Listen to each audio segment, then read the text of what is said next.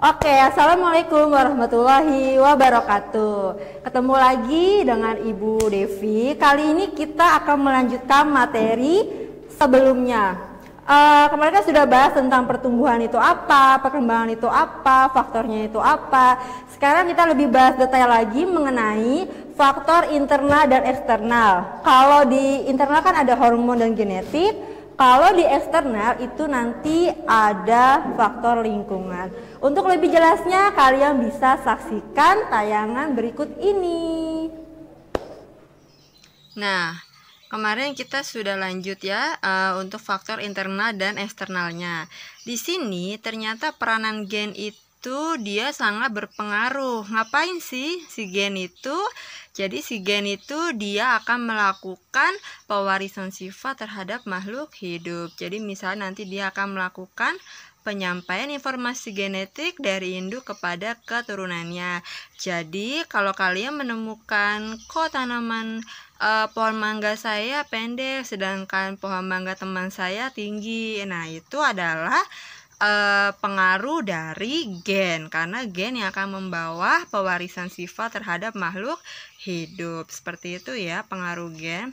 Nah, kalau untuk hormon, banyak sekali hormon yang ada pada tumbuhan. Di sini Ibu contohkan yang paling terkenal itu ada 6.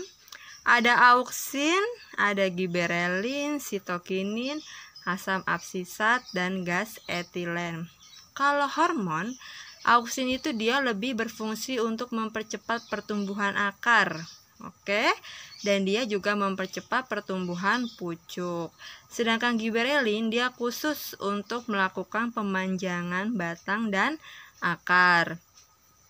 Kalau untuk sitokinin dia akan menghambat penuaan pada daun. Kalau asam absisat dia lebih untuk memperlambat kecepatan pembelahan dan perbesaran sel. Kalau gas etilen, nah dia ini spesialis untuk pematangan buah. Jadi kalau buah belum ada yang matang lalu tiba-tiba sudah matang, itu disebabkan oleh adanya bantuan hormon dari gas etilen. Ada lagi yang terkenal yaitu asam traumalin. Nah, dia nanti untuk memperbaiki bagian tumbuhan yang terluka, karena kan tumbuhan juga pasti mengalami luka, tidak hanya manusia ataupun kalau faktor eksternal itu ada yang namanya nutrisi, suhu, cahaya, air, dan kelembapan. Mereka mempunyai peranan yang berbeda.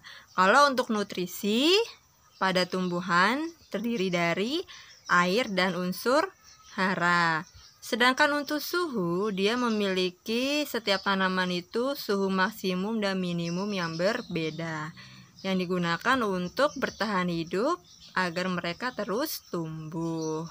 Kalau cahaya, sudah pasti peranannya untuk melakukan proses fotosintesis. Kalau air, nah ini biasa digunakan untuk melarutkan unsur hara yang kemudian akan diserap oleh akar.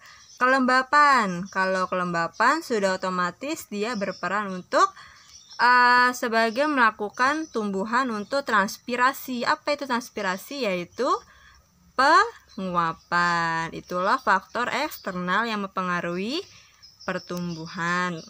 Nah, Ibu sudah melakukan beberapa contoh praktikum. Sebenarnya ini cuma dilakukan selama 3 hari. Ibu mulai dari hari Kamis, Jumat, Sabtu, Minggu. Tapi kan Kamis baru menanam sehingga kita hitungnya Jumat, Sabtu, dan Minggu. Di sini Ibu hanya melakukan sederhana, yaitu ada wadah, ada kapas, biji kecambah, air, dan penggaris. Nah, gambar pertama yang ini itu adalah masih kapas, kita beri air. Oke. Kita beri air sedikit atau secukupnya, kemudian kita taruh biji kecambah kacang hijau di dalam wadah tersebut. Kemudian di gambar yang kedua atau 3 dan 4, di situ Ibu melakukan treatment. Jadi ada yang ditaruh di tempat gelap dan di tempat terang. Kalau yang 2 ini, ada gambar ini, dan yang ini itu Ibu taruh di tempat yang terang. Oke. Sedangkan gambar yang ini Ibu taruh di tempat yang gelap. Kita lihat, tadi kan kita sudah belajar kan peranan cahaya matahari atau peranan pengaruh matahari, ya kan? Selain untuk berperan pada fotosintesis, ternyata berperan juga terhadap hasilnya. Kita lihat. Nah, yang pertama, ini kan tanamannya nampak lebih panjang, ya kan, dari segi batangnya. Nah, ini adalah kacang hijaunya yang tumbuh di daerah gelap. Jadi dia lebih cepat penambahan batangnya. Hanya saja dia akan terlihat lebih kurus dan warna batangnya juga daunnya pucat. Sedangkan kalau yang di tempat terang dia lebih lambat.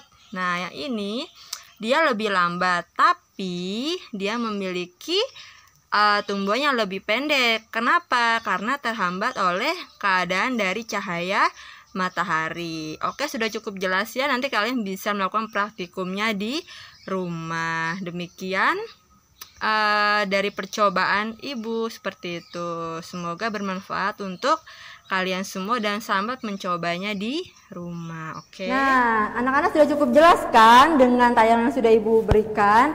Nah, untuk tugasnya kalian wajib join ke Google Meet. Nanti di situ akan Ibu berikan soal dengan setiap kelompok berbeda. Ada kelompok 1 dan kelompok 2. Nah, nanti setelah itu kalian bisa kirimkan jawaban dari tugas tersebut ke via Google Classroom. Cukup sekian dari Ibu.